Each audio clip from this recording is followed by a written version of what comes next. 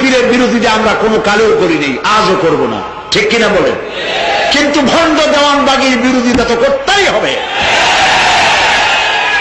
আর এক ভণ্ড রাজারবাগে তৈরি হয়েছে, তার বিরুদ্ধেও কথা বলতে হবে। যারা দেওয়ালে দেওয়ালে ফতোয়া লেখেন, ঘরে ঠাই নাই, সমাজের লোকেরা চেনে না, রাস্তায় রাস্তায় ফতোয়া, এটা হারাম সেটা হারাম, হারামের ফতোয়া কোরআন হাদিস দিয়ে দেওয়ালে লেখে, আর মানুষ দাঁড়ায় সেখানে পেশাব করে। ফতোয়ার প্রতি এমন অমর্যাদাকর অবস্থা বাংলাদেশে জীবনেও দেখি নাই, ঠিক কিনা বলেন? এই লোক নিজের বংশ পরিচয় গোপন করে নিজের নামের আগে সাইয়্যেদ শব্দ বসায়েছে, আর রাসূল বলেছেন যে ব্যক্তি তার বংশ পরিচয় গোপন করে তার উপরে আল্লাহ লানত, সে মালাউন, কিয়ামতে জাহান্নামে যাবে। নিজের মুরিদ বানাতে গিয়ে সেই মুরিদের মাথায় টুপি, টুপির উপরে পাগড়ি, পাগড়ির উপর রুমাল দিয়া পেঁচাইয়া একটা মুরিদের আলাদা সেকশন চালু করেছে। হাদিস শরীফে এ ধরনের আলাদা কোন পোশাক তৈরি করা ইসলামের জন্য নিষেধ।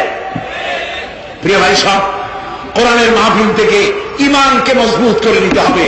ভণ্ড দেওয়ানবাগী, মিথ্যাবাদী এবং ভণ্ড, তার থেকে গোটা জাতিকে বাঁচতে হবে, রক্ষা পেতে হবে। যিনি নিজের বাড়ির নাম দিয়েছে বাবে রহমত, এটি বাবে গজব,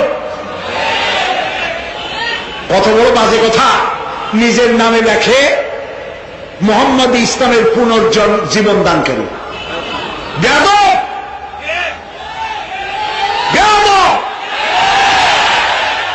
ইসলামের পুনর্জন্ম দিতে তুমি কে? কোন মাদ্রাসায় পড়াশোনা করেছ?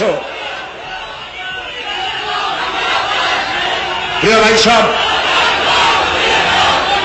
আল্লাহর কোন মুহাম্মদ সাল্লাল্লাহু আলাইহি ওয়াসাল্লামের ইসলাম নাই।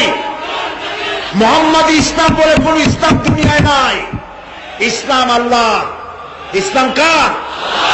আর মুহাম্মদ সাল্লাল্লাহু আলাইহি ওয়াসাল্লাম হচ্ছেন এর প্রচারক। তিনি মুহাম্মদ ইসলামের পুনর্জন্ম দিয়েছেন কেমনে?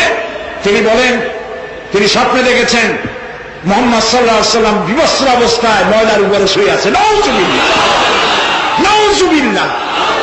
কোন মুসলমানের এর চারা দেখা উচিত নয়, এর কাছে যাওয়া উচিত নয়। প্রিয় ভাই সব, আল্লাহ তাআলা সব ভণ্ডের হাত থেকে মুসলমানদের ঈমান হেফাজত করুন। বলি আমিন, বলি আমিন।